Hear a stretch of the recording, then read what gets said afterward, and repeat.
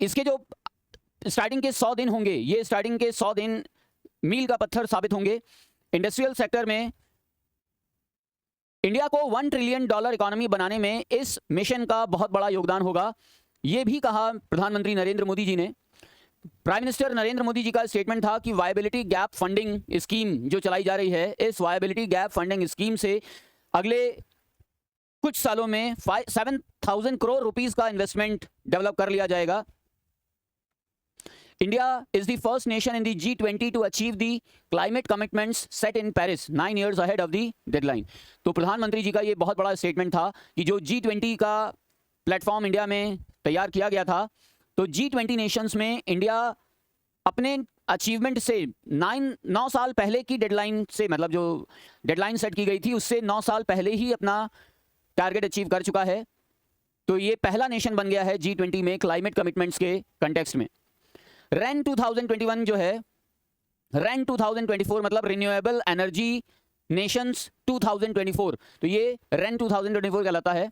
Global status report के according India चौथा दुनिया का सबसे बड़ा renewable energy installed capacity country बन गया है। मतलब रिन्यूएबल एनर्जी के रेफरेंस में, इसे रिन्यूएबल एनर्जी को हिंदी में कहा जाता है कि पुनर्नवित ऊर्जा के संदर्भ में भारत चौथा ऐसा देश बन गया है पूरे विश्व में जिसमें इंस्टॉल्ड कैपेसिटी चौथे नंबर की है दुनिया में सबसे ज़्यादा। और विंड पावर एनर्जी जो है, ये भी, इसमें भी भारत चौथे नंबर पर आ गया है। सोलर पावर कैपेसिटी में भारत का नंबर 5वां है, जिसे हम लोगों को इम्प्रूव करना है। 2030 तक 500 मेगावाट की कैपेसिटी को, नॉन फॉसिल फ्यूल की कैपेसिटी को हमें अचीव करना है। COP26 में ये फैसला लिया गया था। FDI लिमिट भी 100% रिन्यूएबल एनर्जी सेक्टर में रख दी गई है। FDI मतलब फॉरेन डायरेक्ट इन्वेस्टमेंट लिमिट भी 100% रख दी गई है। मतलब कोई भी फॉरेन कंपनी इंडिया में आकर के रिन्यूएबल एनर्जी के सेक्टर में अपना 100% इन्वेस्टमेंट कर सकता है। तो ये अभी हम लोगों ने बात की REN 2024 पर। अब हम लोग एक और नेक्स्ट कॉन्सेप्ट पर डिस्कशन करते हैं आज में। तो इमरजेंसी प्रोविजंस कैसे इम्पैक्ट करते हैं सेंटर स्टेट रिलेशनशिप पर। तो चलिए हम लोग इन्हीं पर आज डिस्कशन करते हैं अपना इस टॉपिक पर, नेक्स्ट टॉपिक पर। तो जो इमरजेंसी प्रोविजंस होते हैं, इन इमरजेंसी प्रोविजंस को पार्ट 8 में रखा गया है। 3 टाइप्स की इमरजेंसीज इंडिया में, इंडियन कॉन्स्टिट्यूशन में बताई गई हैं। ये 3 टाइप की इमरजेंसी प्रोविजंस हैं: नेशनल इमरजेंसी, स्टेट इमरजेंसी और फाइनेंशियल इमरजेंसी। ये जो इमरजेंसी प्रोविजंस हैं, इस पर प्रोविजन बनाने का राइट केवल और केवल प्रेसिडेंट को दिया गया है।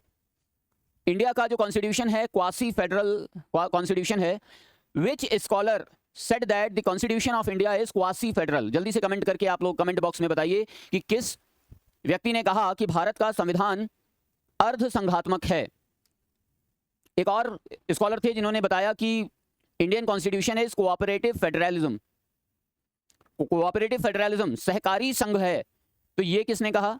और अर्ध संघात्मक है, ये किसने कहा? इमरजेंसी प्रोविजन को पार्ट 8 में कॉन्स्टिट्यूशन में रखा गया है। 352 से लेकर के 360 तक आर्टिकल्स इससे बिलोंग करते हैं। और सेंट्रल गवर्नमेंट को किसी भी एबनॉर्मल सिचुएशन में ये पावर दी गई है कि ये इमरजेंसी को इंट्रोड्यूस कर सकता है, इमरजेंसी को एनेक्ट कर सकता है। तो ये जो पार्ट है, आर्टिकल 355 कहता है कि 2 कंडीशंस में, एक तो एक्सटर्नल एग्रेशन के कॉन्टेक्स्ट में और एक इंटरनल डिस्टर्बेंस के कॉन्टेक्स्ट में central government national emergency introduce कर सकता है। आर्टिकल 356 कहता है कि प्रेसिडेंट स्टेट में इमरजेंसी डिक्लेयर कर सकता है, जिसे हम लोग प्रेसिडेंट्स रूल के नाम से जानते हैं। SR Bombay case versus union of India case, ये बहुत बड़ा लैंडमार्क साबित हुआ नेशनल इमरजेंसी के प्रोविजंस को सॉर्ट आउट करने के लिए। इसमें यह कहा गया कि सेंट्रल गवर्नमेंट किसी भी एबनॉर्मल कंडीशन में, किसी भी एक्स्ट्रा ऑर्डिनरी कंडीशन में इमरजेंसी प्रोविजन का यूज कर सकती है। सेंट्रल गवर्नमेंट, माइंड कीजिएगा, सेंट्रल गवर्नमेंट। तो अभी हम लोगों ने पॉलिटिकल डोमेन पर डिस्कशन किया। अब एक क्वेश्चन है, which position has India achieved in the ranking of best countries in 2024? 33rd, 34th, 35th और 36th। तो इसका आंसर चलिए हम लोग देखते हैं। स्विट्जरलैंड इस समय बेस्ट कंट्रीज रैंकिंग में सबसे टॉप मोस्ट पोजीशन पर है। ये पिछले 3 सालों से इसी पोजीशन पर बना हुआ है और इस साल भी 2024 में स्विट्जरलैंड ही टॉप रैंक पर है। इंडिया की रैंक इस बार 33rd हो गई है, तो इसका आंसर होगा ए, 33rd।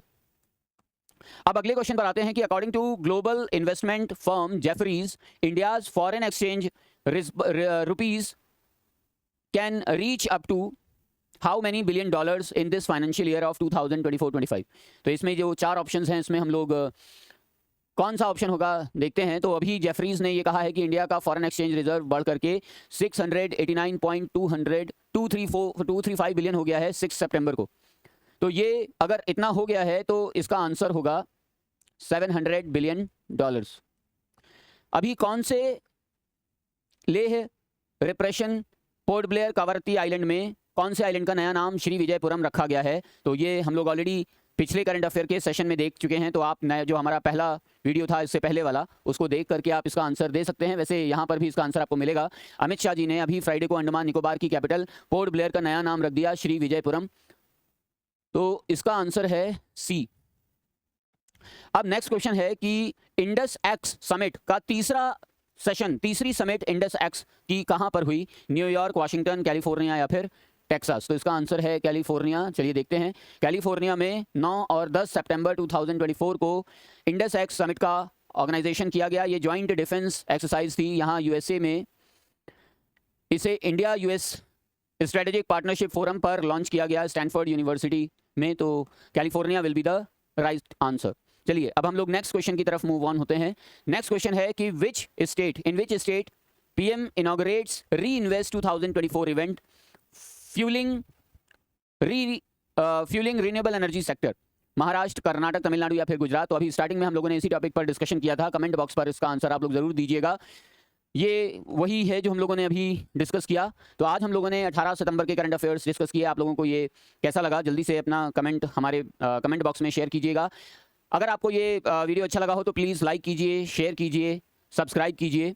तो जाते जाते जैसा कि मैं लखनऊ का हूँ और लखनऊ अदबो अदाब और खुलूस का शहर माना जाता है, तो शेर व शायरी के अंदाज में मैं अपना सेशन एंड करना चाहता हूँ कि मिर्ज़ा गालिब ने फरमाया है कि हर एक बात पे कहते हो तुम कि तू क्या है, हर एक बात पे कहते हो तुम कि तू क्या है, तुम ही कहो कि ये अंदाज गुफ्तगू क्या है, रगों में दौड़ते फिरने के हम नहीं कायल, जब आंख ही से न टपके तो फिर लहू क्या है। तो चलिए इन वर्ड्स के साथ मैं आज के सेशन को एंड करता हूँ। जय हिंद, जय भारत।